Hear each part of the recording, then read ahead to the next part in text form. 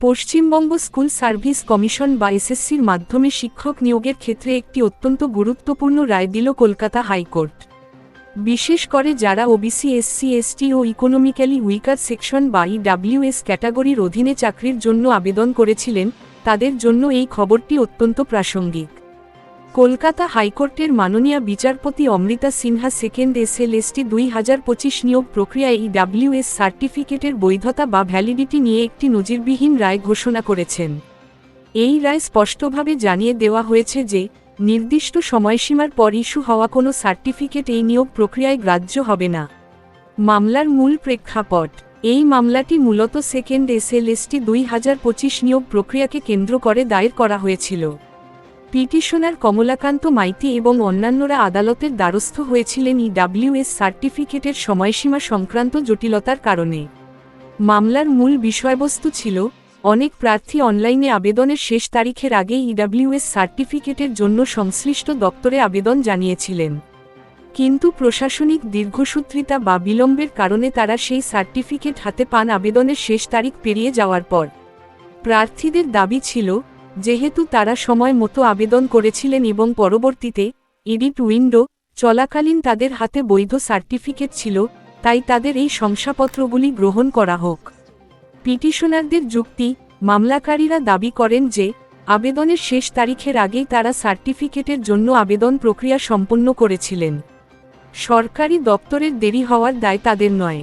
তাছাড়া যখন কমিশন ভুল সংশোধনের জন্য এডিট উইন্ডো খুলেছিল, তখন তাদের কাছে বৈধ সার্টিফিকেট ছিল, তাই তাদের ইডব্লিউএস সুবিধা থেকে বঞ্চিত করা উচিত নয়। কমিশনের যুক্তি: স্কুল সার্ভিস কমিশনের পক্ষ থেকে জানানো হয়, নিয়োগ বিজ্ঞপ্তিতে পরিষ্কারভাবে উল্লেখ ছিল যে রিজার্ভেশনের সুবিধা পেতে হলে আবেদনের শেষ তারিখ অর্থাৎ 21শে জুলাই 2025 এর মধ্যে বা তার আগে ইস্যু করা বৈধ সার্টিফিকেট থাকতে হবে।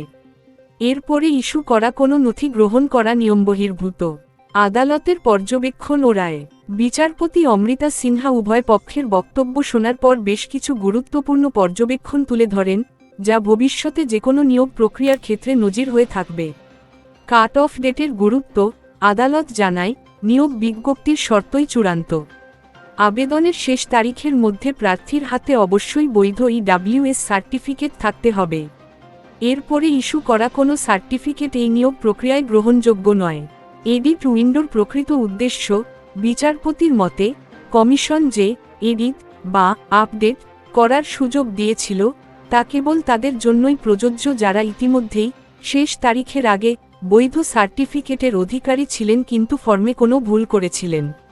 নতুন করে যোগ্যতা অর্জন বা নতুন সার্টিফিকেট আপলোড করার জন্য এই সময় দেওয়া হয়নি।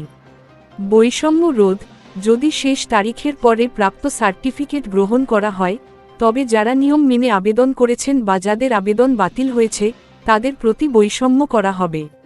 এটি ভবিষ্যতে আইনি জটিলতা সৃষ্টি করতে পারে। আর্থিক বছরের ভিত্তি: ইডব্লিউএস সার্টিফিকেট একটি নির্দিষ্ট আর্থিক বছরের আয়ের ওপর ভিত্তি করে দেওয়া হয় এবং এর মেয়াদ 1 বছর থাকে। তাই নির্দিষ্ট সময়ের মধ্যে এর বৈধতা থাকা জরুরি। অন্যান্য সার্টিফিকেটের ক্ষেত্রেও নির্দিষ্ট সাধারণ নিয়ম পালন করা হবে। চূড়ান্ত সিদ্ধান্ত: সকল দিক বিবেচনা করে কলকাতা হাইকোর্ট পিটিশনারদের আবেদন খারিজ করে দিয়েছে। রায় স্পষ্ট বলা হয়েছে, যারা 21শে জুলাই 2025 এর পর ইডব্লিউএস সার্টিফিকেট হাতে পেয়েছেন, তারা এই নিয়োগ প্রক্রিয়ায় ইডব্লিউএস ক্যাটাগরির কোনো সুবিধা পাবেন না।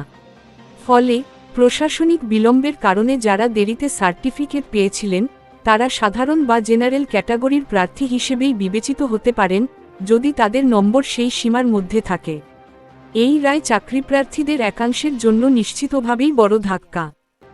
বন্ধুরা, আজকের এই আপডেট বিষয়ে আপনাদের কোনো বক্তব্য থাকলে অবশ্যই নিচে কমেন্ট করে জানান। আমরা আপনাদের সমস্ত প্রশ্নের উত্তর দেব এবং সমস্ত সমস্যার সমাধান করার আপ্রাণ চেষ্টা করব। ভিডিওটি ভালো লাগলে প্লিজ লাইক শেয়ার করে দেবেন। আর এই ধরনের আপডেট মিস না করতে চাইলে অবশ্যই আমাদের টেক গ্লোবাল ইউটিউব চ্যানেলকে সাবস্ক্রাইব করে পাশের বেল আইকনটি বাজিয়ে দিন। পরবর্তী ভিডিও আপনাদের স্ক্রিনে দেওয়া হলো। ধন্যবাদ।